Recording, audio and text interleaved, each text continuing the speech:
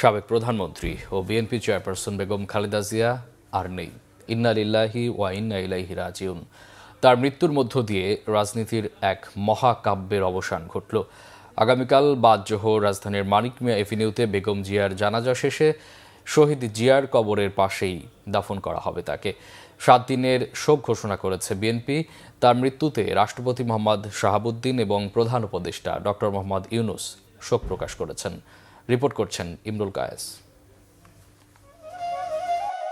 সোমবার দিবাগত রাত থেকেই উদ্বেগ উৎকণ্ঠায় গোটা দেশ। বিএনপি চেয়ারপারসন বেগম খালেদা জিয়ার শারীরিক অবস্থার চরম অবনতিতে এই উদ্বেগ উৎকণ্ঠা। অবশেষে দেশবাসীর সকল উদ্বেগ, দোয়া, ভালোবাসাকে পেছনে ফেলে অনন্তের পথে যাত্রা করেন গণতন্ত্র প্রতিষ্ঠায় আপসহীন নেত্রী বেগম খালেদা জিয়া। রাতের অমানিসার অন্ধকার ভেদ করে আলো ফোটার আগেই মঙ্গলবার ভোর 6টায় শেষ নিঃশ্বাস ত্যাগ করেন তিনি।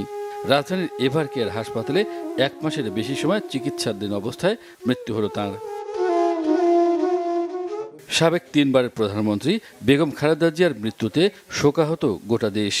তার মৃত্যুকে জাতির অপরিণীয় ক্ষতি হিসেবে উল্লেখ করেছেন বিএনপি মহাসচিব মির্জা ফখরুল ইসলাম আলমগীর। এই শোক, এই ক্ষতি, এটা অস্বাভাবিক, অপূরণীয়। এই জাতি কোনোদিন পূরণ করতে পারবে না। যে নেত্রী তার সারাটা জীবন জনগণের অধিকারের জন্য, কল্যাণের জন্য তার সমগ্র জীবনকে উৎসর্গ করেছিলেন, সেই নেত্রী দেশনেত্রী বেগম খালেদা জিয়া আমাদের মাঝে নেই। এটা আমরা যারা তার সহকর্মী এবং রাজনৈতিক কর্মী, আমরা এটা ভাবতেও পারি না। বাংলাদেশের রাজনীতিতে একটা বিশাল শূন্যতা সৃষ্টি হলো। তাই নয়, পৃথিবীর গণতান্ত্রিক আন্দোলনে একটা বিশাল শূন্যতা সৃষ্টি হলো।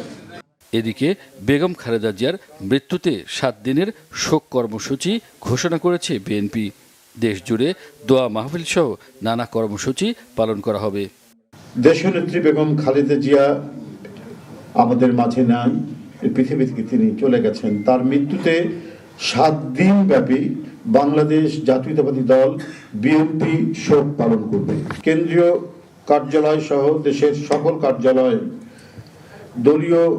সকল দলীয় কার্যালয়ে 7 দিন ব্যাপী কালো পতাকা উত্তোলন করা হবে। দলের সকল স্তরের নেতাকর্মীরা এই 7 দিন ব্যাপী কালো ব্যাজ ধারণ করবে। প্রতিটি দলীয় কার্যালয়ে দেশনেত্রীর জন্য 7 দিন ব্যাপী কোরআন খতম ও দোয়া অনুষ্ঠিত হবে। গুলশানস্থ চেয়ারপারসনের কার্যালয় ও নয়াপল্টনস্থ কেন্দ্রীয় কার্যালয়ে এবং জেলা পর্যায়ের দলীয় কার্যালয়ে শোক বহি খোলা হবে।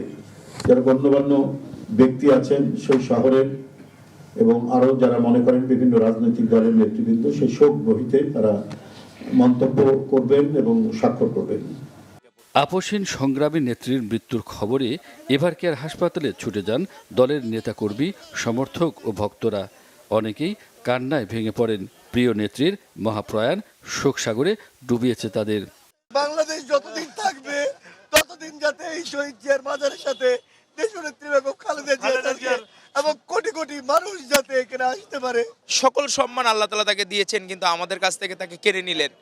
এই কষ্ট, এই বেদনা আসলে মানার মতো না। গণতন্ত্রের জন্য এত বড় লড়াই, এত বড় জীবন, এতটা সময় পার করে গণতন্ত্রের জন্য লড়ে যাওয়া, এটা বেগম খালেদা জিয়ার নাম আমার মনে হয় গিনিজ রেকর্ড বুকে ওঠা উচিত। বাংলাদেশের একটি ভ্যানগার্ড চলে গিয়েছেন। বাংলাদেশের স্বার্থের কথা, স্বাধীনতার কথা, সার্বভৌমত্বের কথা, অধিকারের কথা মাথা উঁচু করে বলার মতন সমত আর লোক রইল না। আমরা বিএনপির লোক আমাদের অভিভাবক হারালাম না। এই বাংলাদেশ জাতি, এই জাতি তাদের প্রিয় অভিভাবক হারালো, যিনি একজন সত্যিকারের দেশপ্রেমিক ছিলেন। শারীরিক বিভিন্ন জটিলতা নিয়ে গত 23 নভেম্বর রাজধানীর এভার কেয়ার হাসপাতালে ভর্তি হন বেগম খালেদা জিয়া। অবশেষে মঙ্গলবার না ফেরার দেশে পাড়ি জমালেন তিনি। ইমরুল কায়েস, বাংলা ভিশন, ঢাকা।